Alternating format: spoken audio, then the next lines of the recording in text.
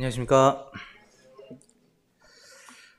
오늘은 사도행전 6장 말씀을 함께 교제하도록 하겠습니다. 먼저 1절부터 7절까지의 내용을 저와 함께 교제하도록 하겠습니다. 성도님들 잘 아시는 대로 이 1절부터 7절까지는 그 예루살렘 교회에 발생했던 한 가지 문제와 또 사도와 성도들이 이 문제를 해결하기 위해서 어떤 태도를 취했는지, 그리고 이 문제를 잘 극복했을 때 그들이 얻었던 결과는 무엇이었는지, 이 세 가지 부분이 나타나 있습니다. 함께 말씀을 살펴보시겠습니다. 먼저 6장 1절입니다. 본문 말씀은 그때라는 단어로 시작을 합니다. 이때는 앞에 5장에 기록된 말씀과 같이 사도들이 능욕과 핍박을 받았을 때 그것을 오히려 기뻐하면서 성전에 있든지 집에 있든지 이제 예수는 그리스도라 증거하고 이제 복음 전하는 것을 그치지 않았을 그때를 이야기하고 있습니다. 이때 예루살렘 교회에 제자의 수가 더 많아지는 그와 같은 일이 있었습니다. 예루살렘 교회는 어떠한 교회였습니까? 이 땅에 수많은 지역 교회들이 세워졌는데 예루살렘 교회는 하나님께서 이 땅에 세우신 지역 교회들 중에 가장 먼저 최초로 세워진 그와 같은 교회였습니다. 그래서 교회의 여러 가지 원리와 진리들을 잘 나타내주는 그와 같은 교회입니다. 그래서 사도행전 2장 42절에 기록된 말씀과 같이 그들이 사도의 가르침을 받았고 또 함께 교제했고 떡을 떼었고 기도했다는 이와 같은 말씀대로 저희들도 동일하게 동일한 형태로 저희가 함께 모이고 있죠. 그리고 예루살렘 성도들 가운데는 뜨거운 사랑이 있었습니다. 그들이 함께 가진 물건을 함께 나누어서 통용했고 자신이 가진 물건을 자기의 것이라고 주장하는 성도들이 한 사람도 없었습니다. 또 그들 가운데 어떠한 헌신이 있었습니까? 사실은 저희들이 생각하기 힘든, 오늘날 저희들이 따라하기 힘든 그와 같은 높은 수준의 헌신이 예루살렘 교회에 있었습니다. 그런데 이와 같은 예루살렘 교회에도 5장과 6장 말씀을 살펴보면 적어도 세 가지 어려운 문제들이 있었던 것을 우리가 발견할 수 있었습니다. 이 세 가지 문제는 사단이 항상 사용하는 방식이고 이스라엘 백성들이 광야길을 걸을 때 또 예루살렘 교회뿐만 아니라 오늘날 교회를 공격하는 데 유용하게 사용하는, 자주 사용하는 그와 같은 방법입니다. 첫 번째 어려움이 무엇이었습니까? 성도들을 핍박하는 방법이었습니다. 4장과 5장을 살펴볼 때 그 사도들이 핍박과 능욕을 당했다는 말씀들이 기록되어 있고 사도행전 전체적으로 봤을 때 수많은 성도들이 복음을 전한 과정 가운데 핍박을 당하는 내용들이 기록이 되어 있습니다. 그런데 이제 저희들이 이제 지난주에 말씀을 이제 전도지를 들고 밖으로 나가 봤는데요. 저희들이 당하는 이제 무관심과 이제 비아냥 이런 것과는 차원이 다른 정말 실제적인 그런 핍박을 사도들이 당했습니다. 돌에 맞았고 또 능욕을 당했고 또 감옥에 갇히기도 했고 또 사도 바울은 암살의 대상이 되기도 했습니다. 그런데 놀라운 것은 이와 같은 핍박을 당했을 때 오히려 복음이 더 편만하게 증거가 되었고 더 멀리까지 퍼지는 일이 일어나게 되었습니다. 앞서서 나중에 교재가 되겠지만 8장 1절에 이제 예루살렘 교회에 큰 핍박이 있었다고 기록이 되어 있고 이제 이어서 4절에는 그와 같은 핍박 때문에 흩어진 무리들이 두루 다니면서 하나님의 복음을 증거했다고 기록이 되어 있습니다. 이것이 이제 교회를 어렵게 하는, 사단이 교회를 어렵게 하는 첫 번째 방법이었습니다. 두 번째는 무엇이었습니까? 이건 역시 5장에 기록이 되어 있습니다.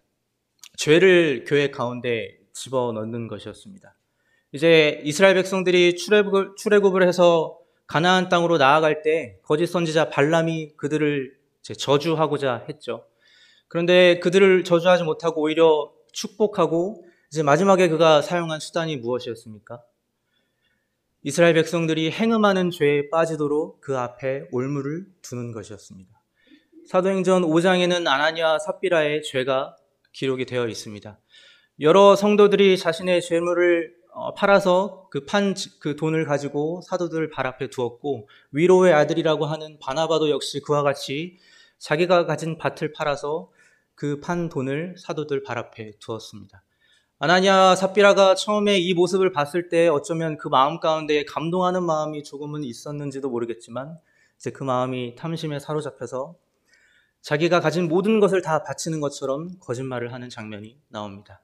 이것은 표면적으로는 사도들에게 거짓말을 한 것이었지만 사실은 교회에 거짓말을 한 것이었고, 더 나아가서는 성령을 속이고 하나님께 거짓말을 하는 그와 같은 죄였습니다. 이 죄는 하나님께서 베드로를 통해서 바로 드러내게 하셨고, 아나니아와 삽비라의 생명을 취하심으로 이 죄를 처리하셨습니다. 이것이 두 번째 어려움을 주는 방법이었습니다. 그리고 이제 이 세 번째, 사단이 사용하는 세 번째 방법이 이제 본문 말씀에 기록이 되어 있습니다. 1절을 읽어보겠습니다. 그때 제자가 더 많아졌는데 헬라파 유대인들이 자기의 과부들이 매일의 구제에 빠짐으로 히브리파 사람을 원망하니. 제자가 더 많아지는 것은 좋은 일이었죠. 예루살렘 교회는 날마다 제자가 더 많아졌습니다. 오순절 때는 3,000명이 동시에 구원받는 역사가 일어났고, 또 2장 47절에는 날마다 더해졌고, 또 5장 14절에는 큰 무리가 더해졌다고 기록이 되어 있습니다. 이것은 좋은 것이었지만, 그러나 급격하게 이렇게 증가하는 성도의 숫자 때문에 뜻하지 않은 문제가 그들 가운데 발생하게 되었습니다.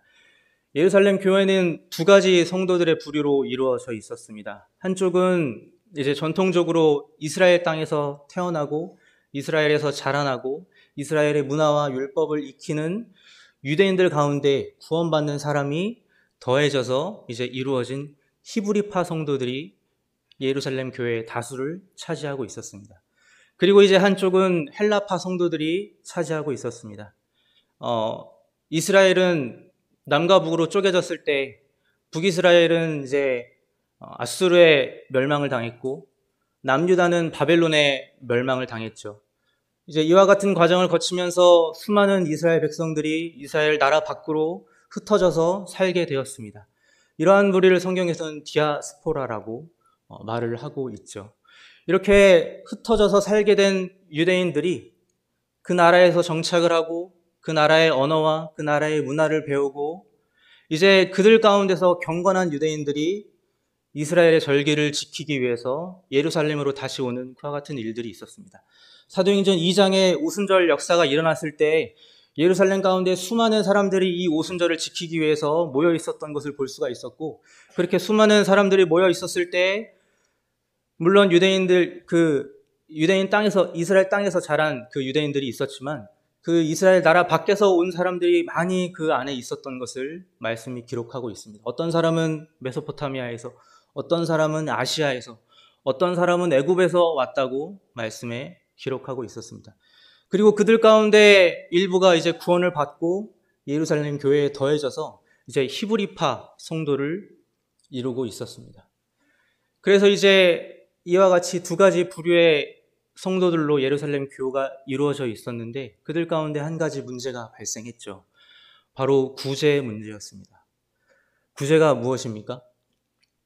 모임에 있는 재정을 가지고 모임 안에 있는 성도들, 모임 안에 어려움 가운데 있는 성도들을 도와주고 그들의 매일의 필요를 채워주는 사역을 바로 구제 사역이라고 합니다. 특별히 고아와 과부를 향해서 교회가 그와 같은 일들을 했습니다. 오늘날도 그와 같은 일들을 하고 있습니다. 하나님께서 고아와 과부들에게 얼마나 많은 관심이 있으시고 사랑이 있으신지 우리가 성경 여기저기를 봤을 때 이것을 많이 발견할 수 있습니다. 시편 68편 10절에 거룩한 처소에 계신 하나님에 대해서 묘사를 하게 될 때 그분은 고아의 아버지이시고 또 과부의 재판장이라고 묘사를 하고 있습니다. 또 야고보 1장 27절에 경건이 무엇인지에 대해서 얘기할 때 하나님 앞에 정결하고 더러움이 없는 경건은 고아와 과부를 그 환난 중에 돌아보는 것이라고 얘기하고 있습니다. 이와 같은 말씀에 따라서 교회가 고아와 과부들의 매일에 쓸 것을 공급하는 구제 사역을 담당했습니다. 이 시기에는 사도들이와 같은 일을 담당했을 것으로 저희들이 분별을 하고 있습니다. 그런데 이제 날마다 성도들의 숫자가 더해졌기 때문에 사실은 이 구제의 사역을 감당하는 것이 날마다 버거운 일이 되었습니다. 그러던 중에 헬라파 과부들이 이 구제에서 빠지게 되는, 다시 말해서 이 구제에서 배제되고 소홀히 여겨지는 그와 같은 일들이 발생하게 되었습니다.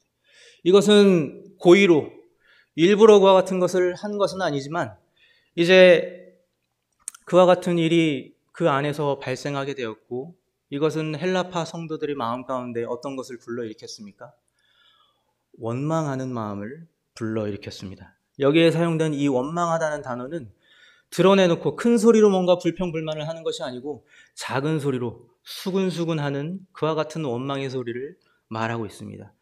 이와 같은 원망의 소리는 작은 소리였지만 이제 그들 가운데 분열을 일으키는 씨앗으로 그들 가운데서 자라나고 있는 그와 같은 문제였습니다.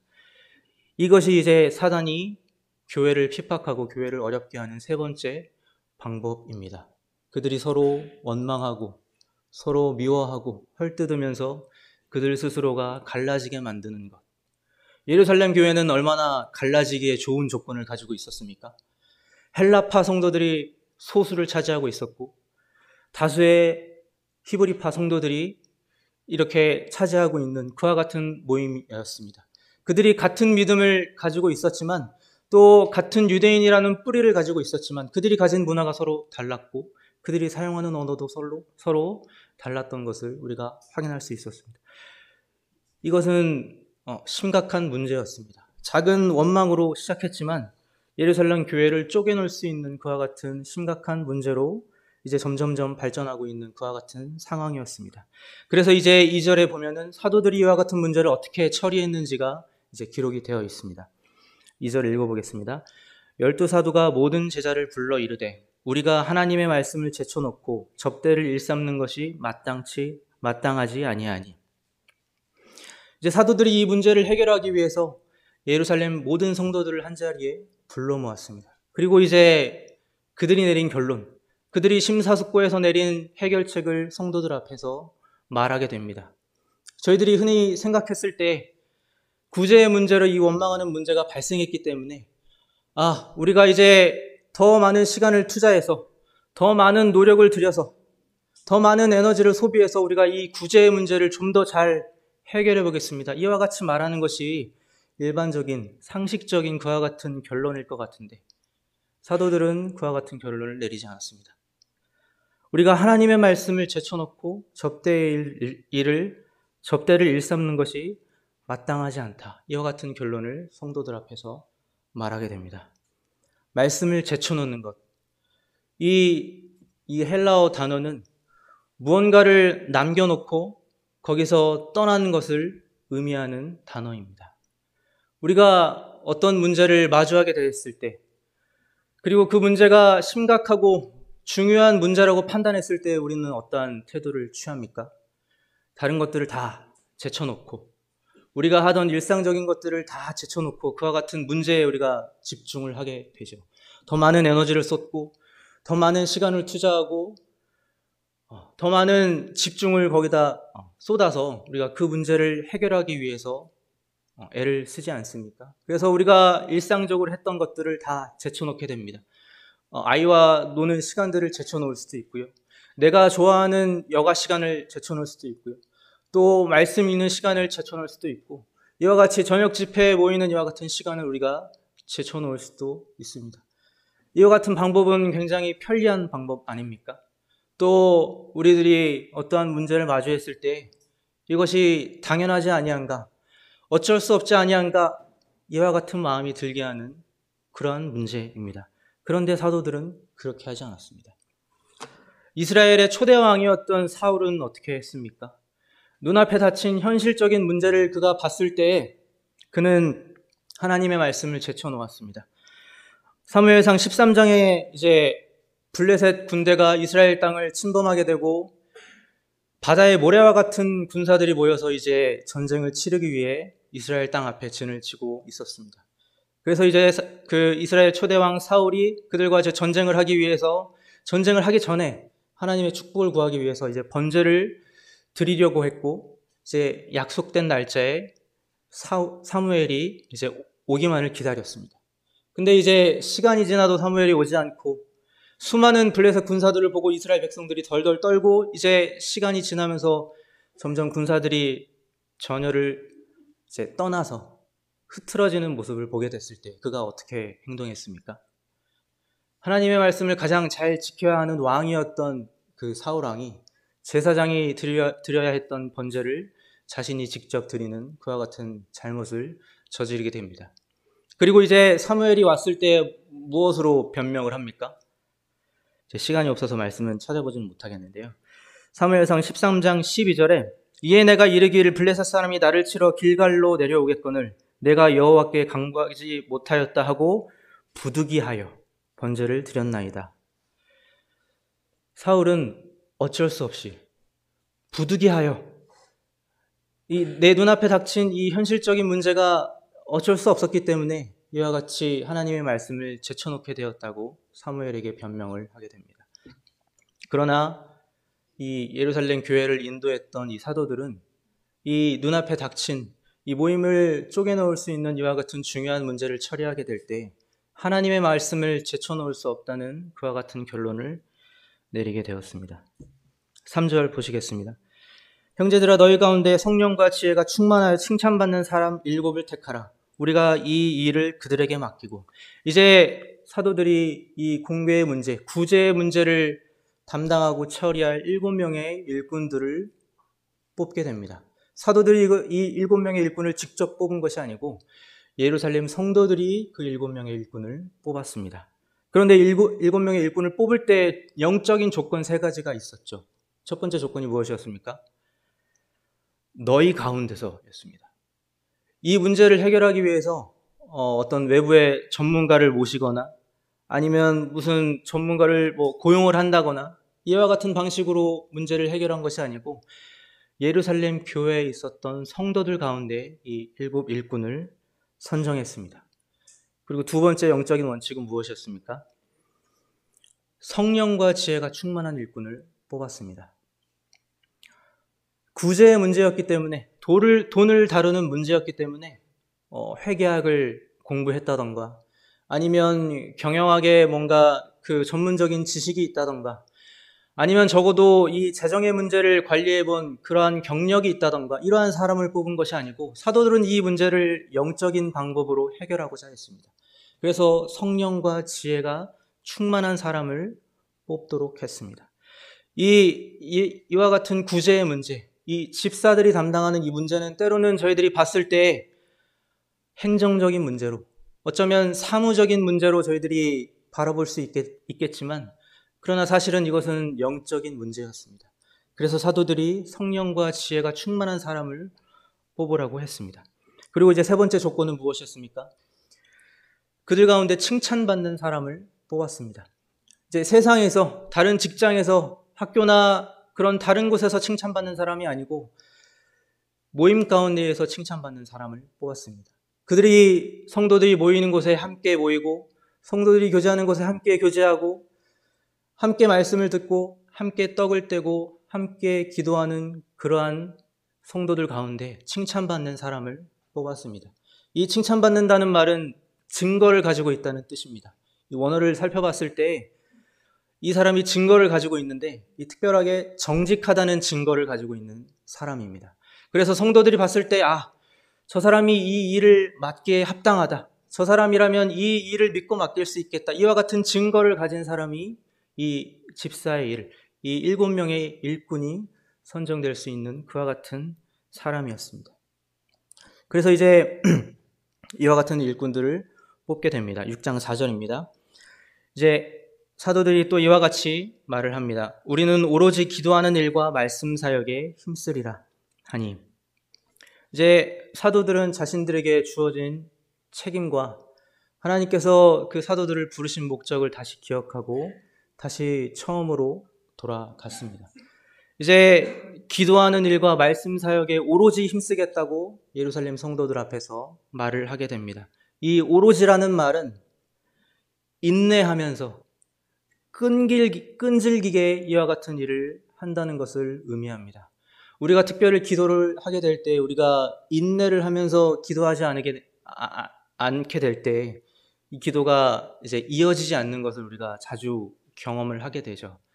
근데 이 오로지 힘쓴다는 것은 인내하면서 끈질기게 함으로 이것이 끊어지지 않게 계속 이와 같은 것을 하겠다는 그와 같은 의미입니다. 그리고 이제 이 말을 듣게 될 때 예루살렘 모든 성도들이 기쁨으로 이 말을 받았습니다. 6장 5절입니다.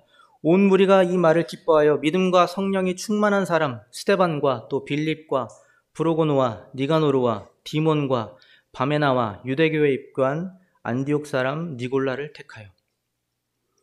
이제 7명의 일꾼들을 뽑게 됐을 때 저희들이 잘 아는 스데반과 빌립이 있고, 이제 그 두 사람을 제외한 나머지의 사람들은 어떻게 주님을 섬겼는지 저희가 사실은 잘 알지 못합니다. 그런데 이제 그 영적인 조건, 3가지 조건대로 예루살렘 성도들이 7명의 일꾼들을 세워서 뽑게 됩니다.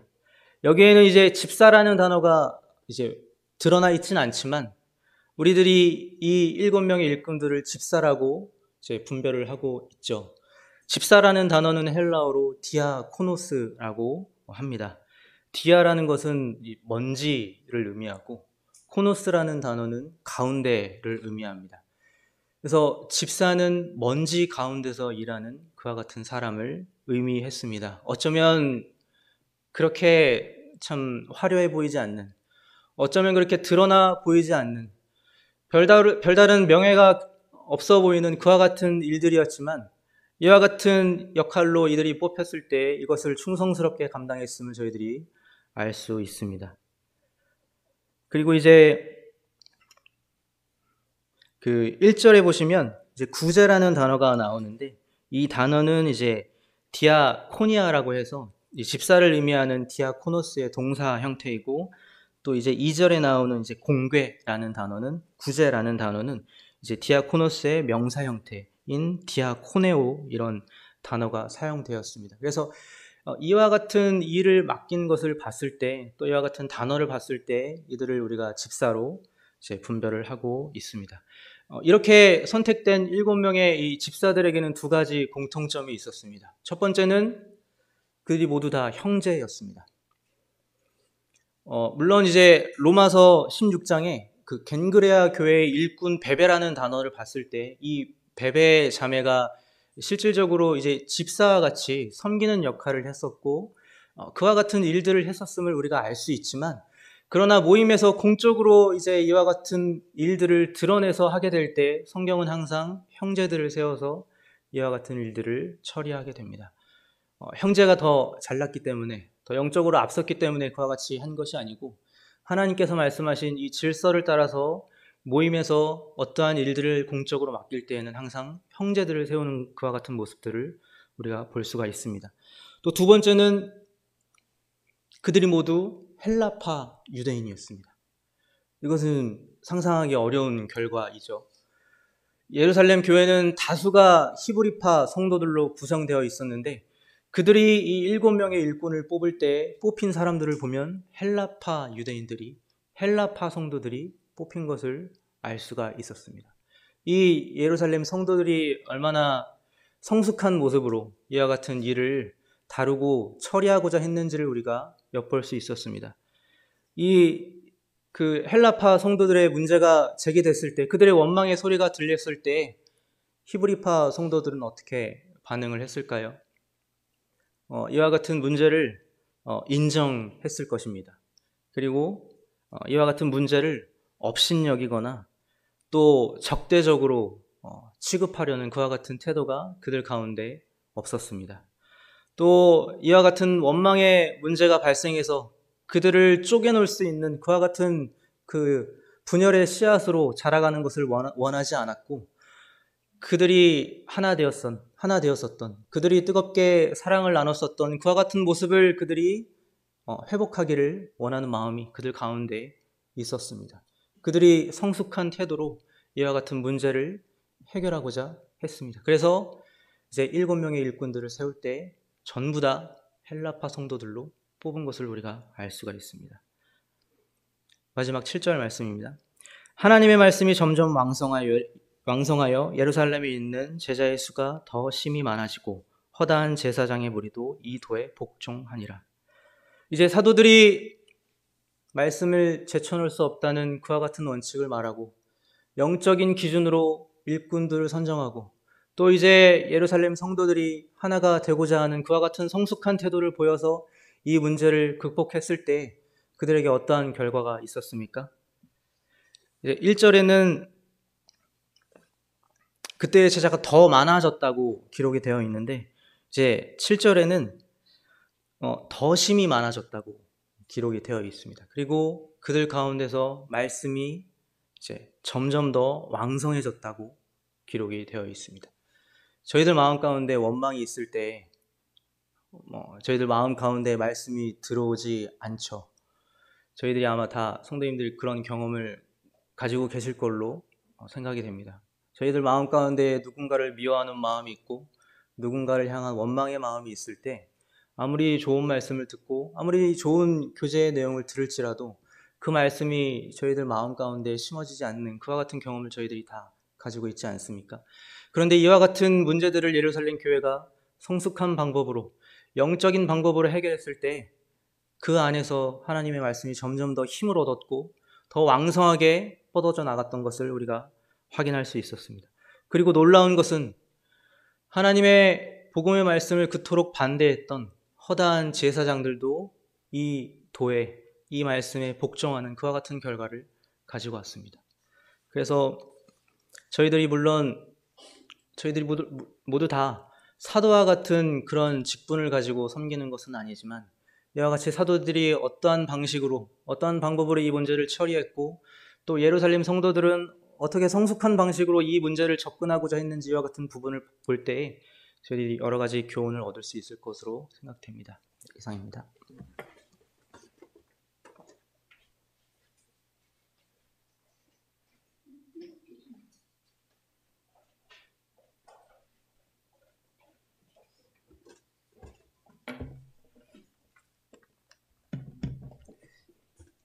안녕하십니까.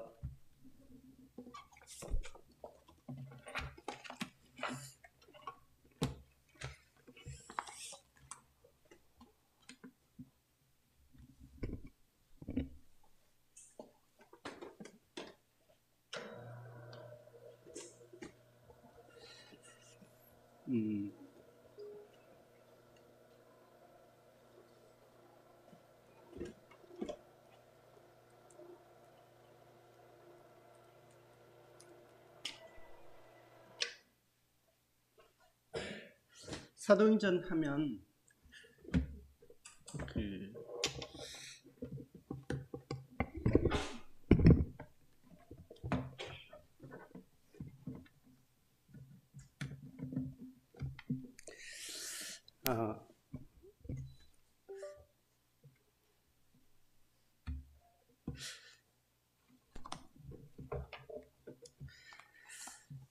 이제 저희가 사도행전 6장, 5장까지 왔고 6장 왔잖아요. 사도행전 하면은 이제 딱 두 가지 생각이 먼저 드는 것 같아요.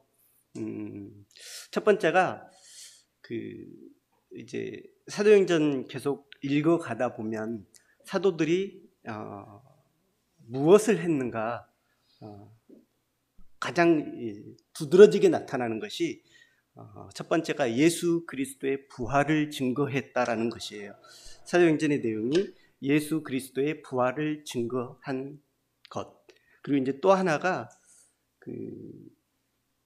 사도행전에서 교회가 탄생하고 이 교회가 성장한 것입니다. 그래서 이제 사도행전을 저희가 볼 때 이 두 가지를 유념해서 보면은 참 좋을 것 같습니다.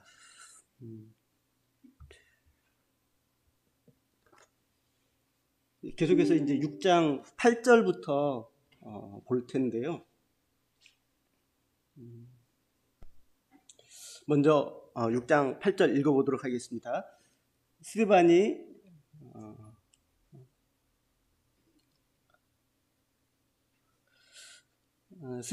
은혜와 권능이 충만하여 큰 기사와 표적을 민간에 행하니. 스데반이 앞절에서 먼저 등장을 했고요. 이제 여기서 본격적으로 여기서부터 이제 스데반에 대해서 나옵니다. 사도행전 6장 그리고 7장 이 부분은 사도행전에서 굉장히 중요한 부분이라는 생각이 듭니다.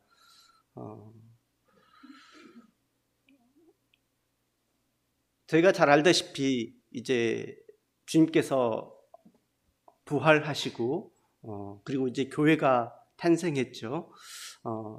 사도행전 1장에서는 주님께서 이제 말씀하시기를 너희가 그 성령이 임하시면 너희가 권능을 받고 예루살렘과 온 유대와 사마리아와 땅 끝까지 이르러 내 증인이 되리라라고 말씀을 하셨습니다. 그리고 계속해서 2장, 3장, 4장 이어져 가는데 이 사도행전 6장에 왔을 때 우리가 들었다시피 굉장히 많은 수의 제자들이 더해졌잖아요. 이때가 주님 이제 부활하시고 나서 약 한 5년 이 정도 지난 시기예요. 한 5년에서 6년 사이 이 정도 지난 시기인데 이 시기에 굉장히 많은 숫자의 제자들이 성도들이 더해졌습니다. 보니까 한 번에 3,000명 이렇게 더해지고 허다한 수, 많은 수, 큰 무리 4,000명 이렇게 더해지잖아요. 한 10,000명 이상, 크게는 2만 명까지 본다고 해요. 그렇게 많은 숫자의 성도들이 더해졌습니다. 그리고 그 더해진 성도들의 숫자에서 이제 저희가 조금 전에 봤던 7명의 이제 집사들이라고 말씀을 하셨는데 7명의 일꾼들을 세워지는 부분이고요. 그 7명 중에 이제 나왔던 첫 번째 인물이 스데반이죠. 이제 8절에서부터는 스데반에 대한 내용이 나옵니다. 그런데 이제 왜 이 부분이 중요하다라고 생각을 하게 되냐면 이 스데반을 기점으로 해서 이게 사도행전이 바뀝니다. 스데반 이전까지는 말 그대로 이스라엘에 있는 예루살렘에 있는 유대 본토에 있는 거기에서 예루살렘 교회 그 예루살렘 안에 이스라엘 안에 그 안에 머물러 있는 거고요. 이제 스데반을 기점으로 해서 스데반 순교 이후에는 교회가 퍼져나가게 됩니다. 이게 이제 스데반이 그 기폭제의 역할을 하는 부분인데요. 이제 저희가 들었다시피 스데반이라고 하는 이름은 그리스식 헬라식 이름이에요. 스테파노라고 해서 헬라식 이름이고 면류관이라는 뜻을 가지고 있습니다. 그리고 이제 스데반은 이제 출신이 어디 사람이냐면 아까 이제 디아스포라라는 얘기를 했는데 알렉산드리아라고 하는 곳에 이제 스데반의 출신지입니다.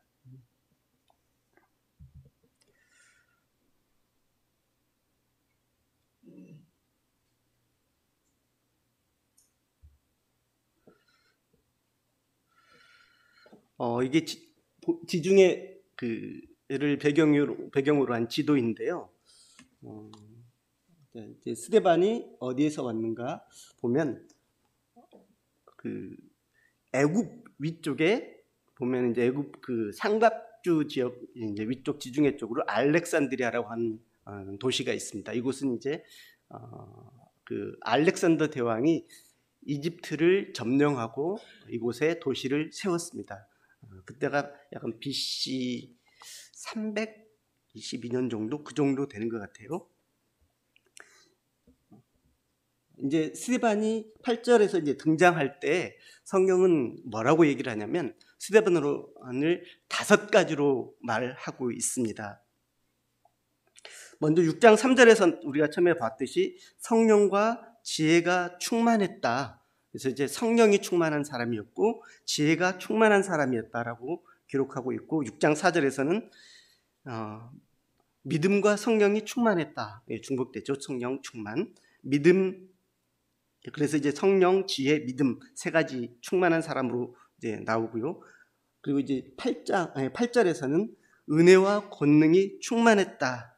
은혜와 권능이 충만한 사람이라고 기록하고 있습니다. 5가지의 충만을 말하고 있습니다. 저희가 여름 수양회 때 성령 충만에 대해서 말씀을 들었잖아요.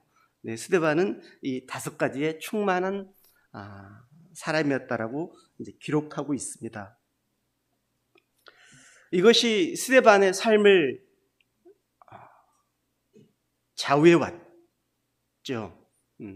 그가 이 5가지의 충만, 성령과 또 지혜와 믿음과 은혜와 권능, 이 충만은 곧 가득 차서 넘치는, 또 한편으로는 성령에 사로잡힌, 은혜에 사로잡힌 그러한 사람임을 말해주고 있습니다. 그가 어떠한 삶을 살았는가? 바로 이런 성령에 넘치는, 가득 찬, 그리고 성령에 사로잡힌 그러한 삶을 살아왔던 사람인 것을 성경은 말해주고 있습니다. 비록 그가 디아스포라로서 본토 유대인은 아니었지만 그가 이곳에 왔을 때 그러한 삶으로 교회 안에서 섬겼다라고 보여집니다. 그리고 이제 이것은 어떻게 드러나냐면 8절 후반절에 이제 큰 기사와 표적을 민간에 행하는 것으로 드러납니다. 우리 주님께서 공생애를 사시면서 곳곳을 다니시면서 표적과 기사를 보이셨죠. 약한 것을 고치셨고요, 병든 것을 고치셨고요, 귀신을 내어 쫓으셨죠. 이제 사도행전 시작하면서 이제 사도들이 동일하게 표적을 기사를 행했습니다. 그리고 이제 이 6장에 와서는 스데반이 지금 기사와 표적을 행하고 있습니다.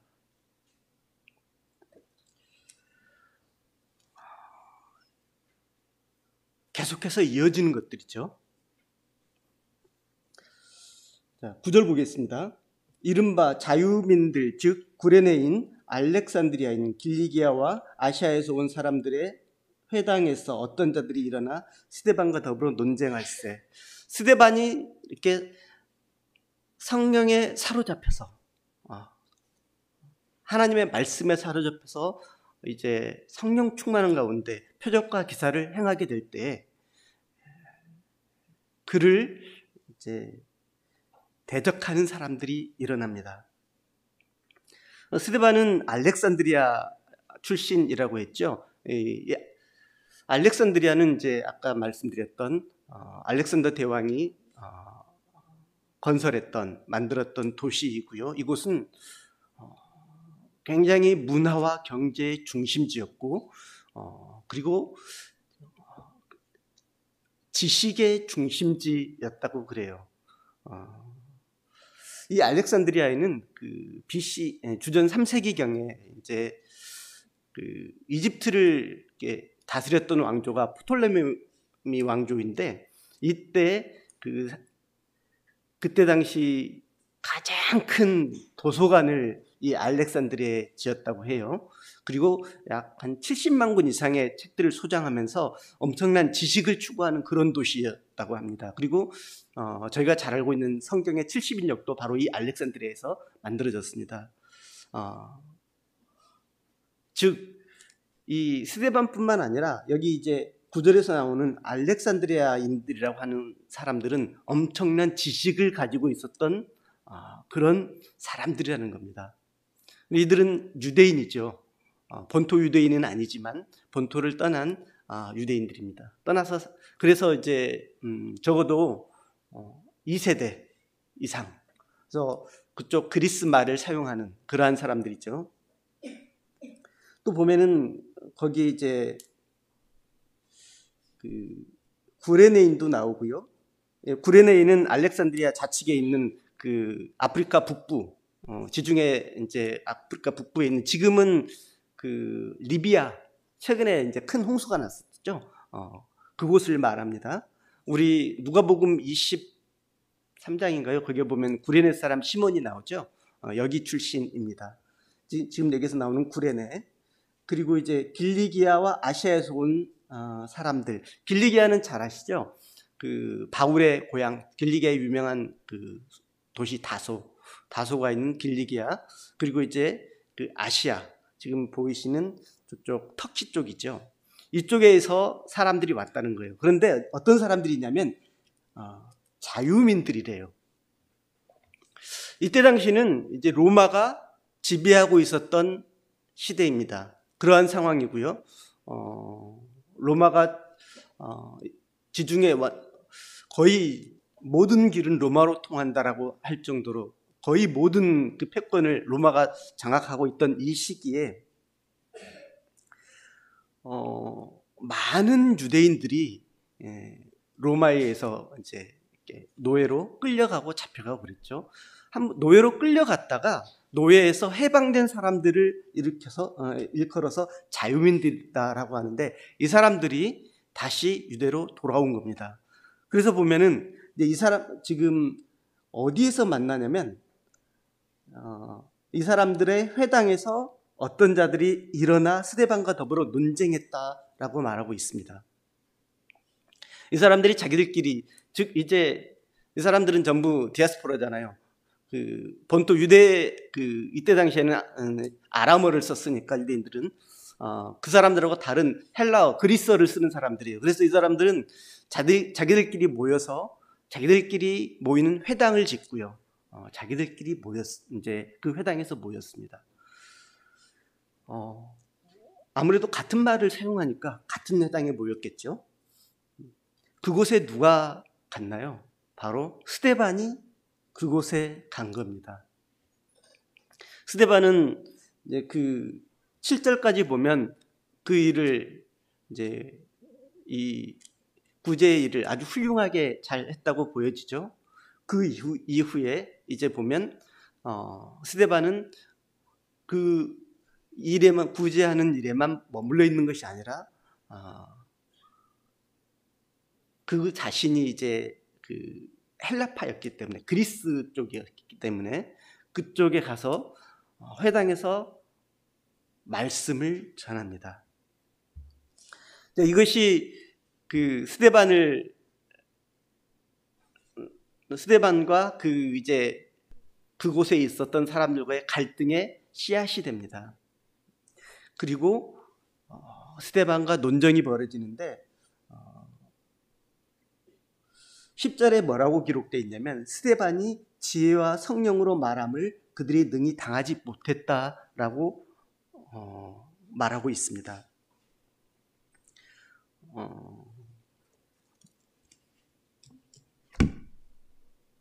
누가복음 21장에 보면 이제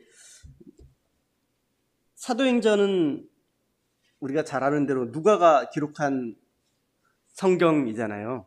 누가가 기록을 했고, 누가복음 역시 누가가 기록을 했죠. 누가복음을 기록할 때 그 누가복음 21장 15절에 보면 이런 말씀이 있습니다.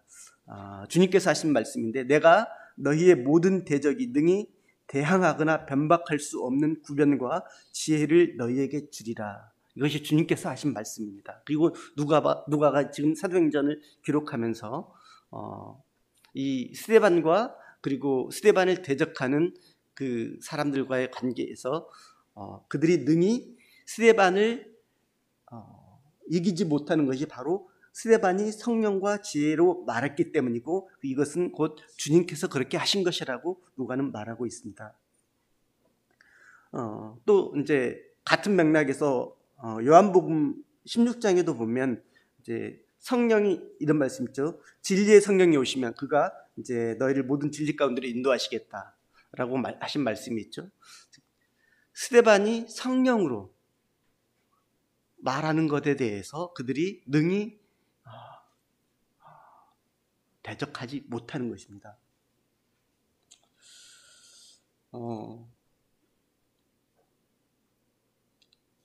이제 그 다음에 이들이 취한 행동이 무엇이었습니까? 사실 그들이 뭐 지혜나 지식이 부족해서 그런 건 아니잖아요. 굉장한 지식을 가지고 있었던 사람들이지만 스데반이 성령으로 하는 그 성령의 지혜로 말할 때 능히 이기지 못했죠. 이제 결국은 그들이 취한 행동이 뭡니까? 11절에 보면 사람들을 매수하게 됩니다. 돈을 주고 사죠. 매수한다. 사주한다고 하죠. 사람들을 사주해서 이제 그 사람들에게 말하게 하는데 뭐라고 하냐면 이 사람이, 즉 스데반이 모세와 하나님을 모독하는 말을 하는 것을 우리가 들었다라고 거짓 증언하게 합니다.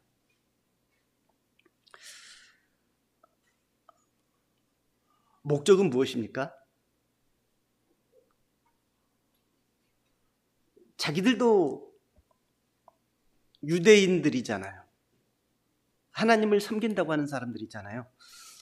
그런데 잘못된 방향이죠. 그것이 이제 결국 잘못된 방향으로 나가서 스데반을 이제 그 거짓 증인을 세워서 돈을 주고 사람을 사서 이제 몰아가게 합니다. 그때 뭐라고 합니까? 두 가지, 이제 모세를 그리고 하나님을 모독하는 말을 이 사람이 했는데 우리가 들었다라고 그렇게 말하게 됩니다. 거짓 증인을 이제 거짓 증거하고 거짓 증인을 세우고 이런 것들은 하나님 아주 싫어하시는 것이죠. 또한 주님도 그렇게 당하셨죠. 주님께서 주님을 고발할 때도 거짓 증인들을 세워서 그렇게 했잖아요. 열왕기 그 상 21장에 보면 이제 그 북왕국 이스라엘 왕, 아주 악한 왕 나오잖아요. 아합 왕. 아합 왕이 무엇인가를 욕심내잖아요. 그 욕심내는 것이 바로 그 자기 왕궁 옆에 있는 나봇의 포도원입니다. 그 나봇의 포도원을 욕심이 나는데 어떻게 가꾸는 싶은데 잘 안 되진 않고 그 포도원을 취해서 거기에 채소밭을 가꾸고 싶은데 그게 안 되는 거예요. 시름시름 앓고 밥을 안 먹고. 그때 그 이세벨이 어떻게 하죠? 걱정하지 마십시오. 제가 다 해결하겠습니다. 이렇게 나온 이세벨이 거짓 증인들을 세우잖아요. 거짓 증인을 세워서 그가 왕과 여호와를, 하나님을 모독했다라고 거짓 증거하게 하고요. 그를 돌로 쳐 죽이잖아요. 똑같은 일을 지금 여기에서 하고 있습니다. 자, 이제 이들이 거짓 증인을 세웠고요. 그리고 이제 12절에 보면 백성과 장로와 서기관들을 충동시킵니다. 그리고 이제 스데반을 잡아가지고 공회에 이르게 합니다. 자, 충동시켰다는 말은 뭐예요? 선동했다는 거잖아요. 사람들을 선동해요. 막 밀려가게 합니다. 누구를 선동했어요? 백성과 장로와 서기관들이에요. 이들을 충동시켜서 이제 스데반을 공회로 끌고 갑니다. 여기서 말하는 공회는 사내들인 공회를 이야기하고 있습니다. 그리고 이제 13절에 보면 거짓 증인들을 세웠다라고 말하고 있습니다.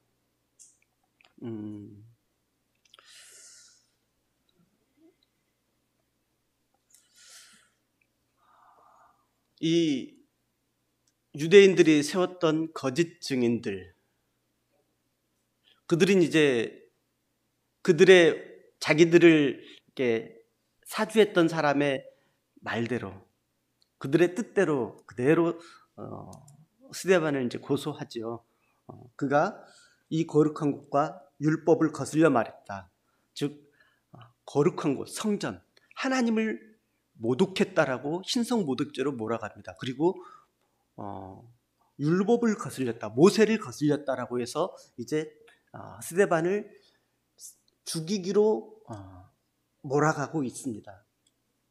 그들이 누구입니까? 거짓 증인입니다. 거짓 증인을 세워서. 지금 여기서는 두 부류의 증인들이 지금 등장하잖아요. 한 부류는 지금 이야기하고 있는 잘못된 증인들이에요. 거짓 증인들이에요. 이들은 어디에 앞장서고 있습니까?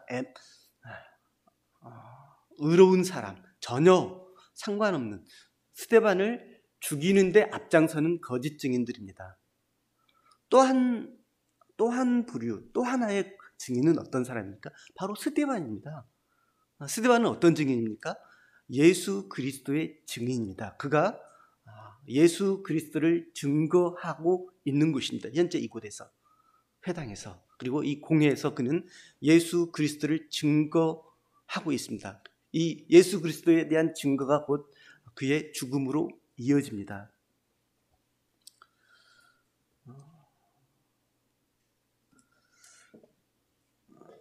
주님은 이제 그들이 했던 말이 이거죠.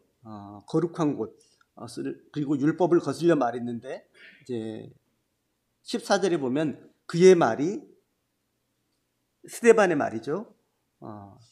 이 나사렛 예수가 이것을 헐고 또 모세가 우리에게 전하여 준 규례를 고치겠다 함을 우리가 들었다 하거늘. 사실 내용을 봐서는 그렇진 않습니다. 주님께서는 요한복음 2장에서 그렇게 말씀하셨죠. 요한복음 2장에서 보면은 이제 너희가 그 성전, 이제 예루살렘 성전 헤롯이 지었죠. 헤롯이 집권 34년 집권을 했는데 자기 집권보다 더 긴 기간 동안 이 성전을 지었습니다. 유대인들에게 환심을 사기 위해서.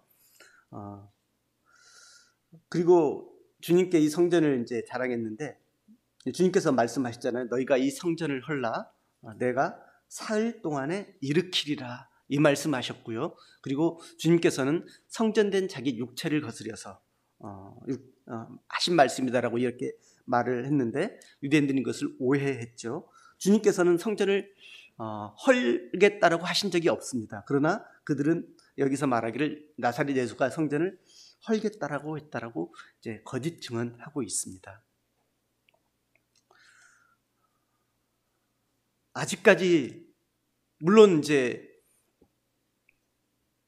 이 성전은 AD 70년에 이제 헐어지게 멸망하면서 이제 돌 위에 돌 하나도 남지 않고 다 무너지잖아요.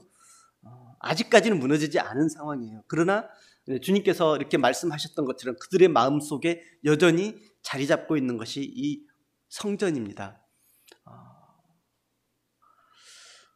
성전이 자기들의 어떤 그 권력과 그리고 자기들의 어떤 부와 자기들의 어떤 원함을 채우기 위한 것들로 가득 차서 자리 잡고 있습니다. 우리 역시, 저희 역시 동일하게 저희 안에 있는 벗어지지 않는 것들을 허물어야겠다라는 생각이 드는 부분입니다. 이제 그 15절에 보면 공회 중에 앉은 사람들이 다 스데반을 주목하여 보니 그 얼굴이 천사의 얼굴과 같더라라고 이제 6장은 끝을 맺습니다. 사실 천사의 얼굴이 어떤 모습인지는 잘 모르겠습니다. 그러나 모세가 시내산에서 율법을 받기 위해서 하나님께 나아갔을 때 그의 얼굴이 그렇게 빛났죠. 마태복음 17장에서 변화산에서 주님께서 변화산에 가셨을 때 얼굴이 이렇게 빛났습니다. 스데반의 얼굴이 여기서 그렇게 빛났는지 잘 모르겠지만 내용을 보면 6장과 그리고 이제 이후에 7장의 내용을 보면 자기를 고소하고 이 스데반은 알고 있습니다. 이 고소가 자기를 죽음으로 몰아가는 고소라는 것을 알고 있습니다.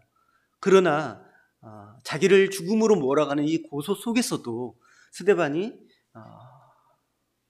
그들을 향한 어떤 분노와 원망이 없었던 것은 지금 이 15절 9절로 알 수 있을 것 같습니다. 스데반의 얼굴이 천사의 얼굴과 같았다라고 하는 부분은 스데반이 그들을 어떻게 바라보고 있는지, 어떻게 생각하고 있는지를 보여주는 부분이라고 생각합니다. 그들은 스데반을 바라봤죠. 스데반은 누구를 보았습니까? 스데반은 처음부터 끝까지 7장에서도 계속 보면 스데반의 시선에는 오로지 그리스도만 있습니다. 우리 주님만 있습니다. 그가 마지막 돌에 맞아 죽을 때도요. 그의 모든 시선은 주님 앞에 있습니다. 이 부분을 보면서 저희들의 모습도 또 저희들이 나가야 할 방향도 또 저희들이 바라보아야 할 그분이 바로 우리 주님인 것을 다시 한번 생각해 보게 됩니다. 네, 오늘 여기서 마치도록 하겠습니다.